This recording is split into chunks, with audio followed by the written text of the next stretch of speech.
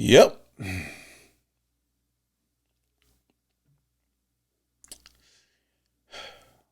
We lost again, Raider Nation. We lost a game again. We lost again. 7-10. The Raiders stuck around. And through all the ish that we went through in this game, the Raiders still had a chance to keep this one pretty close or even put this game away early on. But no, things just don't go the Raiders' way. The Raiders lose this game against the Denver Broncos on primetime on Thursday Night Football in front of plenty of fans watching at home. And, I feel bad for a lot of fans, including myself, that actually had to sit through this and actually watch the game. Because if you're not a Raider fan or a Bronco fan, this was a boring-ass game. A boring game. And the Raiders just don't know how to win games. I think at the end of the day, we're cursed. I don't think that the Raiders know how to win games. We don't have a quarterback. We barely have a team that's put together.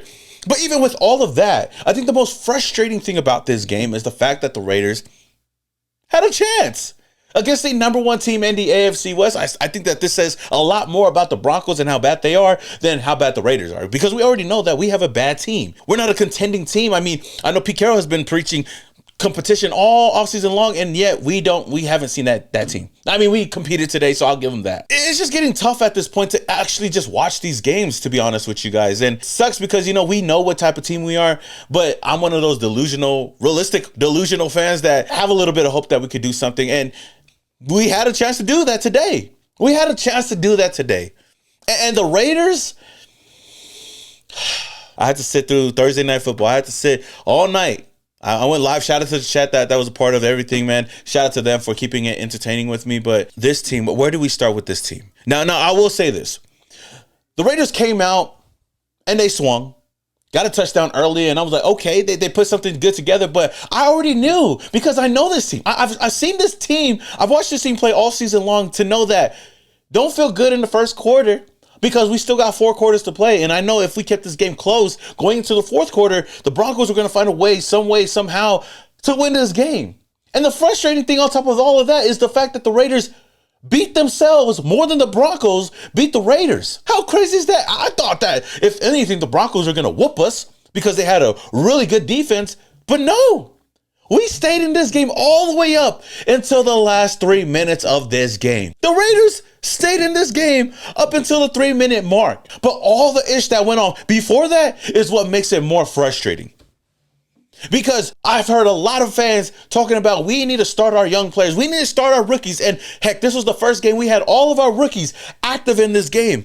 And I can easily say that the rookies were one of the main reasons why we lost this game. The young wide receivers that we have on this team, big contributors into why we lost today's game.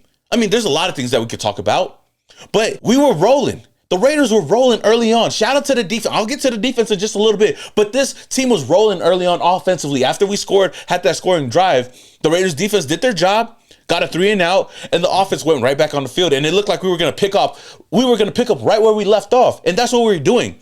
And Ashton Jency had a huge play. He was starting to get rolling as well. But what happens? Jack Besh gets a holding call, negates that big play. And everything just started to go downhill from there. Like after that, the momentum shifted. It felt like anything that we had going our way just didn't go right because we lost JPJ after that. And having JPJ go down really was a catalyst to how the team played later on, to why Geno Smith struggled later on, because we had no time in the pocket, especially for a Broncos defense that has one of, if not the best pass rush in the NFL. They were getting to Geno Smith on every single down, and it didn't help. Geno Smith was trying to stay in the pocket, hold on to the ball, make a play. But for the most part, in the second, third quarter, he barely had time to process anything in the pocket. I know a lot of people are going to criticize him even more for certain things, but we know Geno is Geno. You got to give him some time to process some things. So that happens, and the Broncos finally answer back, scoring a touchdown, keeping this game 7-7. Now, one of the plays that I know a lot of Raider fans are going to be talking about is that 31-yard touchdown to Trey Tucker before the half, which got negated because Dante Thornton had an offensive PI. Rookie mistakes. And this is why you don't bank on your young wide receivers to make plays out there, because I know that they're still learning. And I got a lot of love for Dante Thornton as well. That's the oos right there.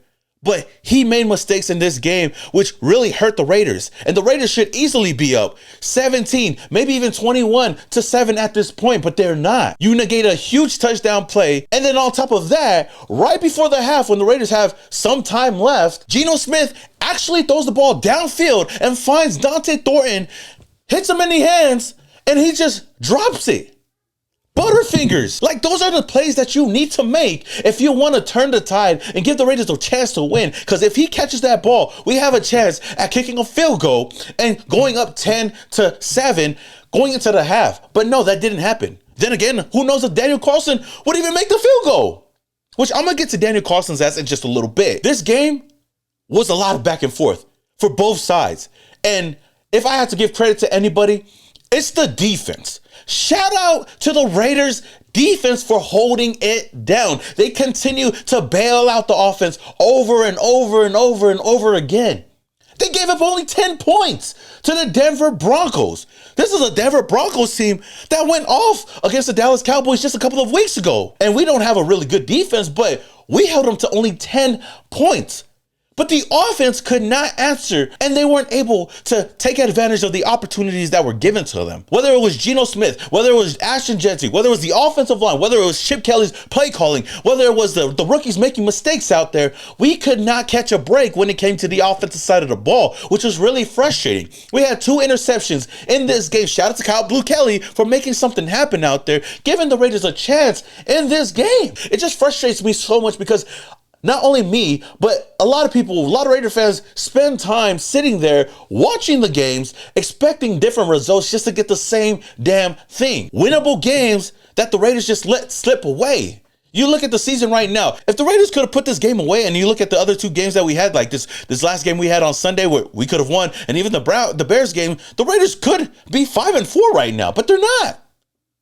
They're not, because we don't know how to finish games. And speaking of finishing games, Daniel Carlson, your days are numbered in the silver and black. Like I stated, the Raiders offense had nothing going for them. Geno Smith went down with an injury. We got to see Kenny Pickett for a little bit, but Geno Smith, he didn't want to sit down. He was like, I'm good to go. I feel like if he wanted to, he would go out there in a stretcher and still play. But Geno Smith looked a little bit better when he was a little banged up, but he did good enough to drive down the field and give the Raiders a chance to tie the ball game up. Now, you know what? I don't want to forget this, because Ashton Jeanty also costed an interception in this game as well. Of course, Geno Smith is prone to throwing interceptions, but I don't put that on him.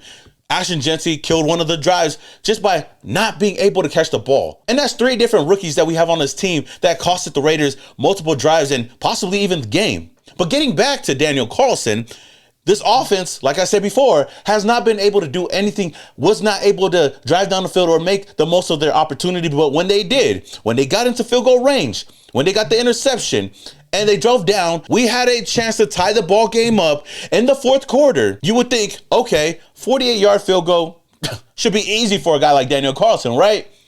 But no, he misses the field goal. And at this point, I'm like, bro, I'm done with Daniel Carlson. I think Daniel Carlson should be gone from this team by the end of the season. He's not that guy no more. We can't rely on him to make kicks. Heck, if you look at the other 2 games that we had, he missed an extra point last week, and then he got his kick blocked against the Chicago Bears, and he continues to miss kick after kick after kick. He's not reliable like he once was. I don't know what is in the air. I don't know if it's because he changed his number, but Daniel Carlson is not that guy, and we shouldn't keep him on this team anymore. Now, who knows if the Raiders would have won this game, but it would have been a different outcome at the end of the game if it was tied 10-10.